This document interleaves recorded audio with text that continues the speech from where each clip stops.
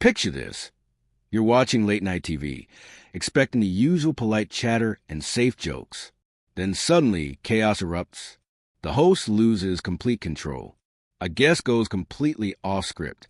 Something so wild happens that people are still talking about it decades later. That was life with Johnny Carson. And tonight we're diving into 16 most absolutely insane moments from his 30-year reign as the king of late night. For 3 decades, Johnny Carson was the master of television. 5 nights a week, millions of Americans invited him into their homes. He seemed unshakable, always in control, always ready with the perfect comeback. But even the great Johnny Carson had moments where everything went completely sideways. Moments where his famous composure cracked. Moments where television magic happened in the most unexpected ways. The moment at number 8 shocked audiences so much that it generated more angry letters than almost anything else in the show's history. Some viewers were outraged. Others were secretly delighted. But everyone was talking about it. Before we get there, though, let's start with a moment that created perhaps the most legendary laughing fit in television history. The tomahawk that changed everything. It was April 1965, and Ed Ames was on the show to promote his role as Mingo on the TV series Daniel Boone. As part of his appearance, Ames decided to demonstrate his character's tomahawk throwing skills. It seemed like a simple, safe segment. A wooden cowboy target was set up, and Ames prepared to show off his aim. What happened next was pure television gold. Ames to the tomahawk with perfect precision, but it landed in the worst possible spot on the wooden figure, right between the legs. The studio audience immediately exploded with laughter, but it was Johnny's reaction that turned a funny accident into television legend. Carson completely lost it. Not just a polite chuckle or a professional laugh, but full-blown, tears streaming down his face hysterics. For nearly 3 full minutes, Johnny was doubled over, unable to speak, gasping for breath between fits of laughter. In television time, 3 minutes feels like forever. The cameras kept rolling, capturing every second of Carson's genuine breakdown. When he finally managed to catch his breath, Johnny delivered the perfect line with impeccable timing. "I didn't even know you were Jewish." The audience erupted all over again. It was a moment of pure, unfiltered Johnny Carson, and viewers loved seeing the real person behind the polished host persona.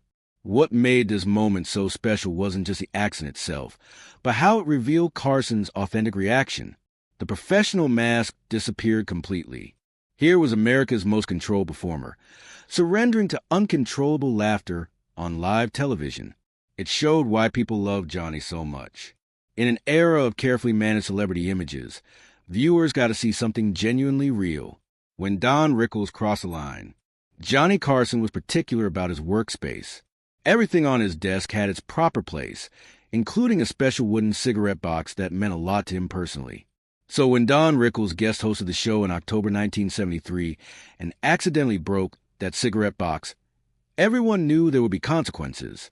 The next night, Carson returned to find his treasured box in pieces. He mentioned on the air, showing the damage to the audience and playfully promising revenge against Rickles. But nobody, including Rickles himself, could have predicted what form that revenge would take. A few months later, during a commercial break, Carson learned that Rickles was filming his sitcom on a nearby studio lot. In a moment of pure inspiration, Johnny looked at his crew and said something like, "Isn't Rickles taping right now? Let's go pay him a visit." The crew grabbed their cameras and literally ran across the studio lot. What followed was completely unprecedented. Carson burst onto Rickles' set during an actual taping, with confused audience members wondering what was happening. Rickles, caught mid-scene in his Navy uniform, looked genuinely shocked as Carson stormed in like an angry neighbor. "I don't care about your scene," Carson declared. "You broke my cigarette box." The confrontation was both hilarious and touching, showing the genuine friendship between these two entertainment legends. Despite the mock anger, you could see the real affection between them. This wasn't just a gag. It was two friends who understood each other perfectly.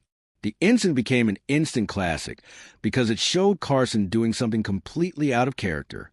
He broke his own show's format, abandoned his usual controlled approach, and let spontaneity take over. It was the kind of moment that could only happen when genuine friendship met television cameras. The song that made Johnny cry. As Johnny Carson's incredible 30-year run approached its end in May 1992, every show became more emotional. The second-to-last episode featured Robin Williams and Bette Midler, and everyone expected it to be entertaining, but not necessarily tearful. They were wrong. Near the end of Midler's segment, she suddenly announced that she wanted to sing something special for Johnny. She began a tender version of One for My Baby and One More for the Road, a classic song about farewells and last calls. But she wasn't just singing to the audience. She was singing directly to Carson, making it personal and intimate. As Midler's voice filled the studio, something remarkable happened. The cameras caught Johnny Carson, television's most emotionally controlled personality, with tears welling up in his eyes. For a man who had spent 3 decades maintaining a certain professional distance, this public display of vulnerability was extraordinary. The entire studio fell silent. Crew members, audience members, everyone present understood they were witnessing something incredibly rare and special. This wasn't just entertainment anymore. It was a genuine moment of human emotion playing out on national television. When Midler finished, Carson leaned forward and gently kissed her hand, a gesture of pure gratitude that spoke louder than any words could have. He then looked directly into the camera and simply said, "I can't top that." It was honest, vulnerable, and completely authentic. This moment has since been described as one of the most genuine in television history. It showed Carson not as a polished host, but as a man saying goodbye to 30 years of his life, allowing viewers to see his true emotions during what was clearly an overwhelming personal transition. The monkey that destroyed Johnny's hair. Throughout his career on The Tonight Show, Johnny Carson welcomed countless animal experts with their exotic companions. These segments were always unpredictable, but one 1979 appearance became the stuff of legend when animal handler Joan Steele brought along a Capuchin monkey. The segment started normally enough. Steele was explaining the monkey's behavior, while Carson listened politely. Then, without any warning whatsoever, the monkey decided that Carson's perfectly styled hair looked like an interesting jungle gem. The little primate launched itself directly onto Johnny's head and began treating his famous hairdo like a playground. What made this moment absolutely legendary wasn't just the monkey's antics, but Carson's reaction. Instead of panicking or calling for help, he remained completely still with a look of resigned amusement on his face. His carefully maintained hair was being thoroughly destroyed by a monkey, and he just sat there taking it like a professional. Carson's hair was sacred territory. It was always perfect, not a single strand out of place. To see it completely demolished by a monkey while he maintained his deadpan expression was comedy gold. When the monkey finally returned to its handler, Carson looked straight into the camera, his hair sticking up in all directions, and delivered the perfect line. And this, ladies and gentlemen, is why I prefer cats. The audience absolutely loved it. This moment perfectly showcased Carson's greatest strength as a host. His ability to find humor in completely unplanned disasters without ever losing his cool. He understood that the audience wasn't laughing at him. They were laughing with him at the absurdity of the situation. Steve Martin's bizarre magic show. When Steve Martin appeared on The Tonight Show in 1980, he was pioneering a completely new style of comedy.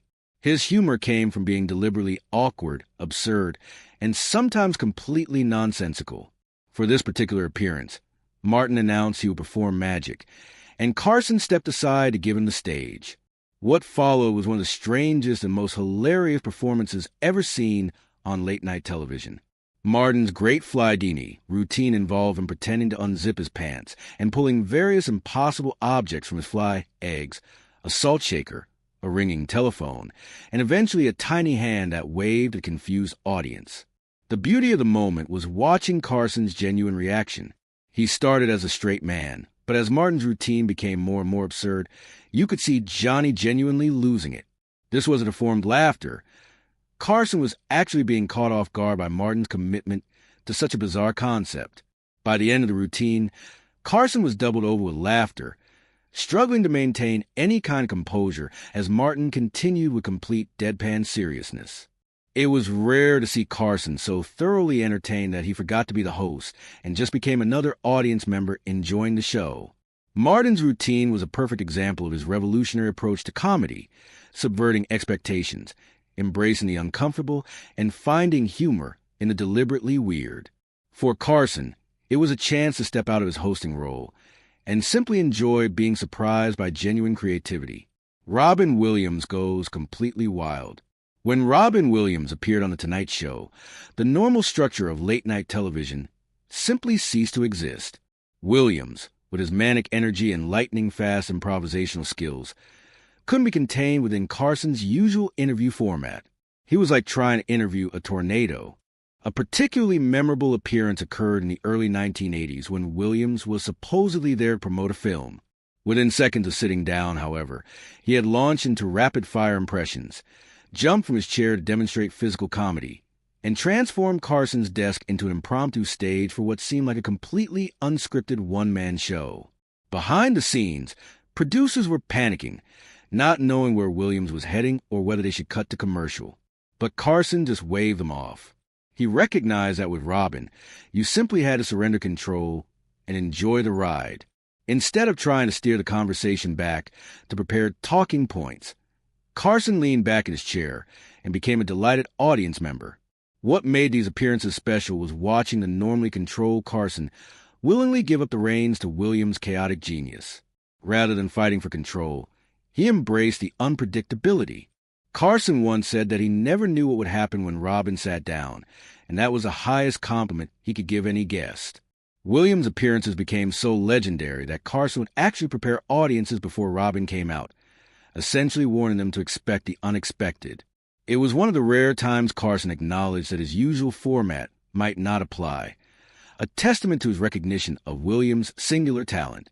Don Rickles takes on Frank Sinatra. When Frank Sinatra appeared on Tonight Show in 1976, he carried the aura of untouchable celebrity that made him a legend.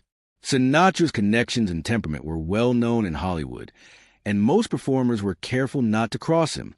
Don Rickles was not most performers. With Sinatra seated right next to him on Carson's couch, Rickles launched into one of his trademark roasts, treating the chairman of the board with the same irreverent disrespect he might show any random audience member at his nightclub act. "Look at him. He's the big star," Rickles began, gesturing toward Sinatra. "He comes on, and everybody thinks he's wonderful. Let me tell you something. This man is overrated." As Rickles continued his verbal assault, the camera caught Carson's reaction, a mixture of nervous laughter and genuine concern about how Sinatra might respond to this public ribbing. Carson had seen Sinatra's temper firsthand over the years and knew he didn't always appreciate being the target of jokes. The tension in the studio was real. Would Sinatra laugh it off, or would he get angry? The moment reached its peak when Rickles grabbed Sinatra's knee and said, "Frank, believe me, I'm only kidding. You know I love you. Can I get a ride home?" To everyone's relief, Sinatra burst into genuine laughter, clearly appreciating Rickles' willingness to treat him like anyone else rather than handling him with kid gloves because of his legendary status. It took real courage to roast Frank Sinatra on national television, and somehow Rickles pulled it off perfectly. The comment that shocked America. Here's the moment that generated more viewer mail than almost any other in the show's history. When Dolly Parton appeared on The Tonight Show in 1977, she was already famous for both her incredible musical talent and her voluptuous figure. The latter was often the subject of jokes that Parton herself frequently made with good humor. During their interview, Carson and Parton engaged in a kind of playful banter that was typical for the show. As the conversation continued, however, Carson made a comment that would become one of the most talked about moments in television history. Looking at Parton's low-cut outfit, Carson remarked, "I'd give a year of my life to peek under there." The studio audience erupted in a mixture of gasps and nervous laughter. Parton, ever a professional, laughed it off with her characteristic grace, but the moment had already been captured on live television. You could practically feel the control room holding its breath. The comment generated an enormous amount of viewer mail.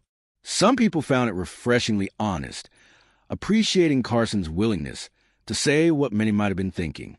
Others criticized it as inappropriate and disrespectful, regardless of Parton's good-natured response.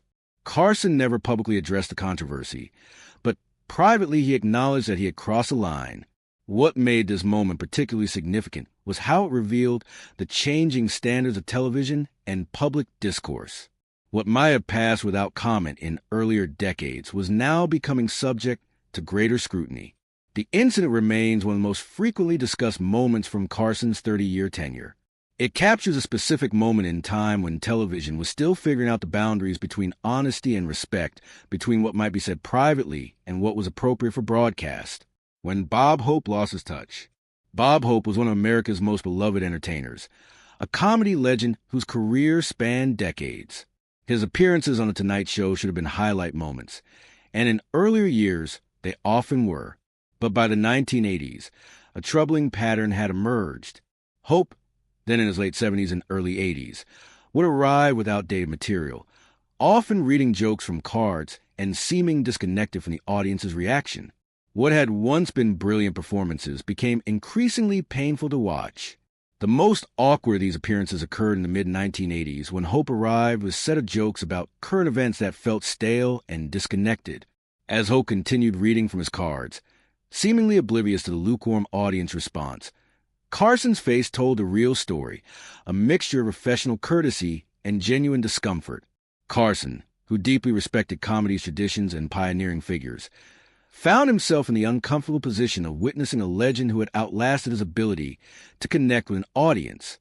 Despite his private frustrations, Carson always treated Hope with public respect, understanding his place in show business history. These moments were particularly poignant because they showed the contrast between Hope's earlier brilliance and his later struggles. It reminded everyone, including Carson, about the temporary nature of comedic success and how what works in one era doesn't necessarily translate to next. Jimmy Stewart's heartbreaking poem. Jimmy Stewart was a frequent and beloved guest on The Tonight Show throughout Carson's tenure.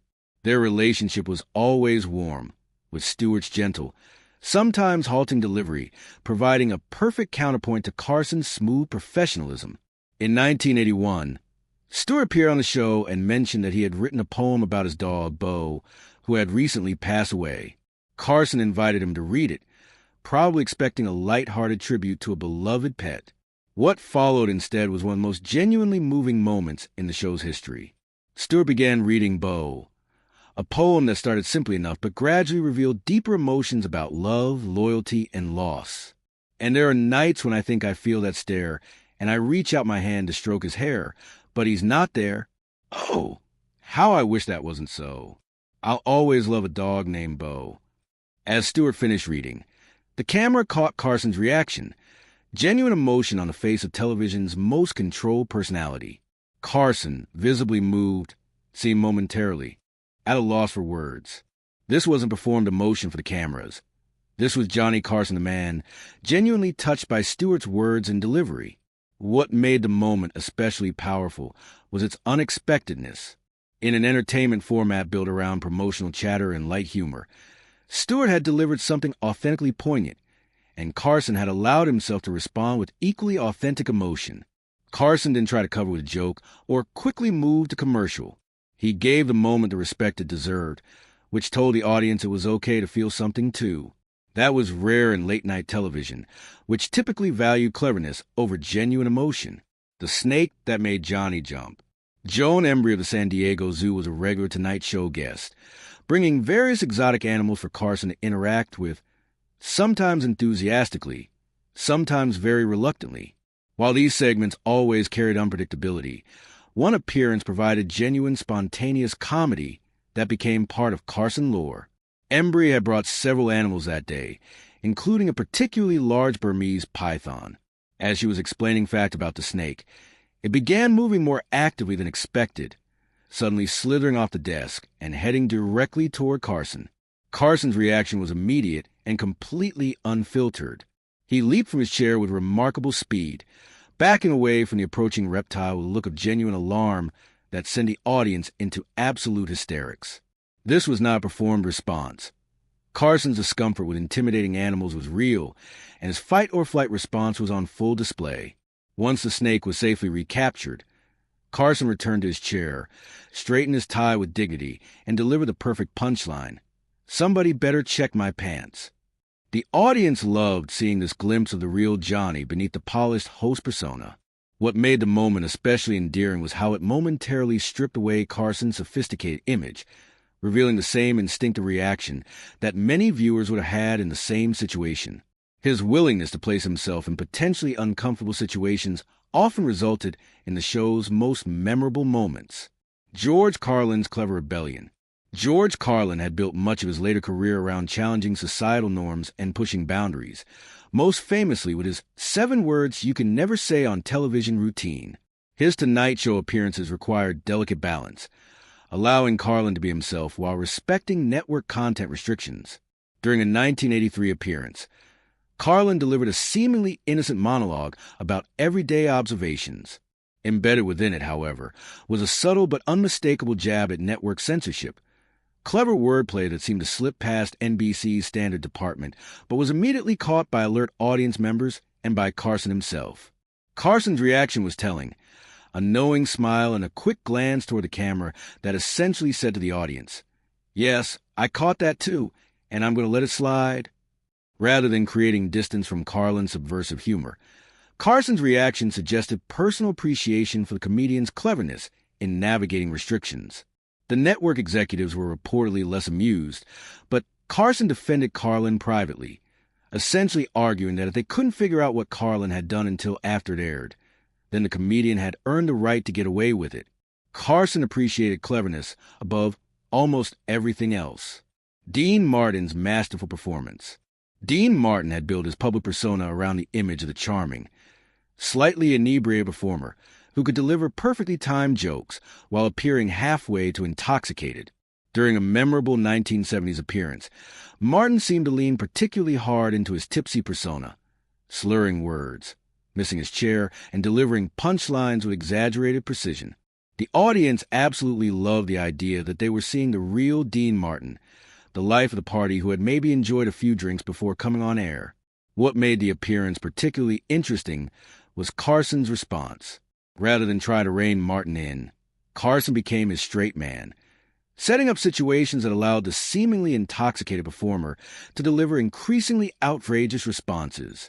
The segment reached its comedic peak when Martin attempted to tell a story about a golf game, lost his train of thought mid-anecdote, looked confused for a moment, then simply shrugged and said, "Ah, who cares?"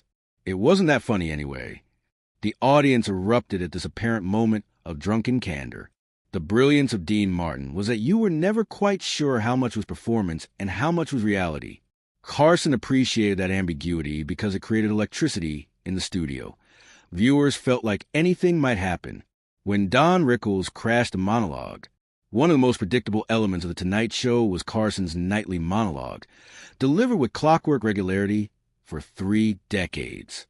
This predictability made it shocking when, during one memorable broadcast in the early 1980s, the monologue was interrupted in spectacular fashion. Carson had just begun his nightly jokes when Don Rickles, scheduled to appear later in the show, began loudly heckling him from backstage.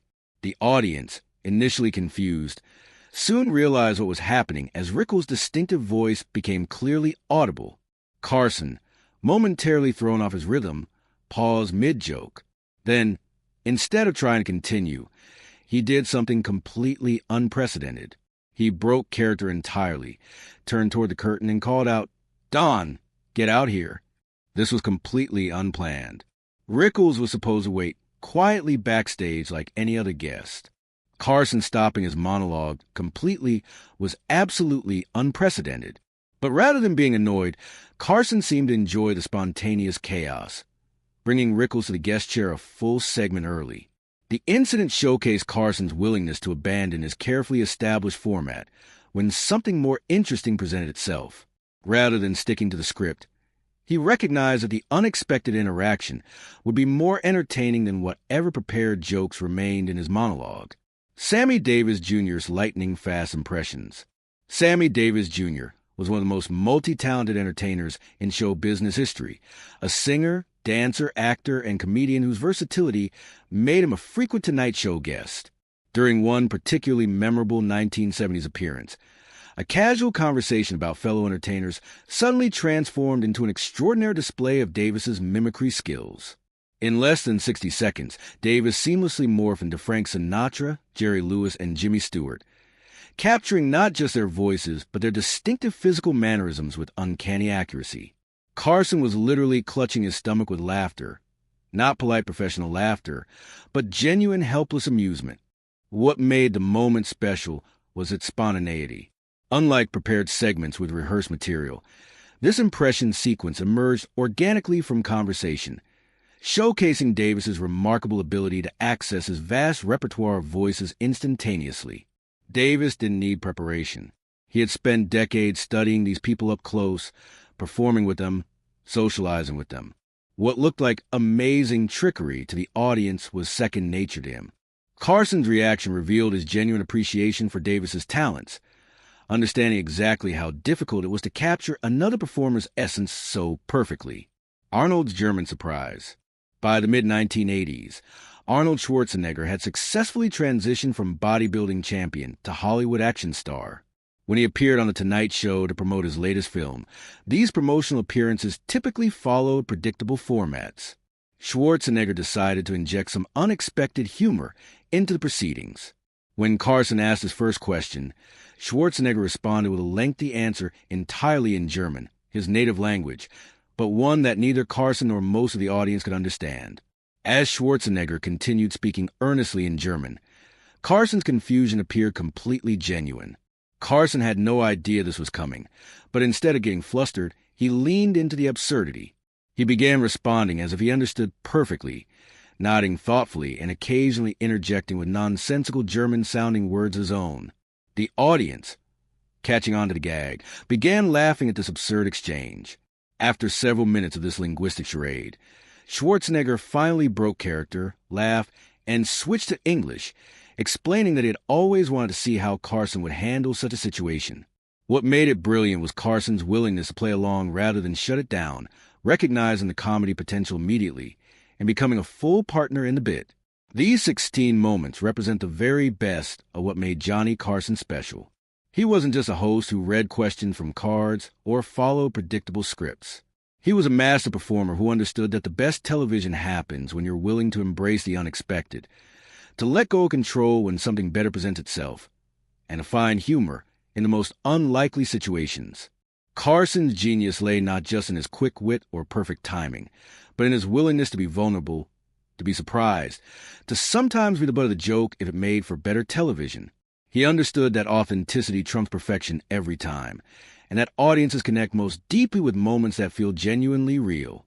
These moments remind us why Johnny Carson remains the gold standard for late-night television hosts even decades after his retirement. He showed us that the best entertainment comes from genuine human connection, unexpected surprises, and the willingness to let real life interrupt the script when something magical is happening. If you enjoyed reliving these incredible Johnny Carson moments, make sure to hit that like button and share this video with anyone who appreciates classic television at its finest. Subscribe to our channel for more amazing stories from the golden age of entertainment. And let us know in the comments which Johnny Carson moment surprised you the most. Thanks for watching, and we'll see you next time.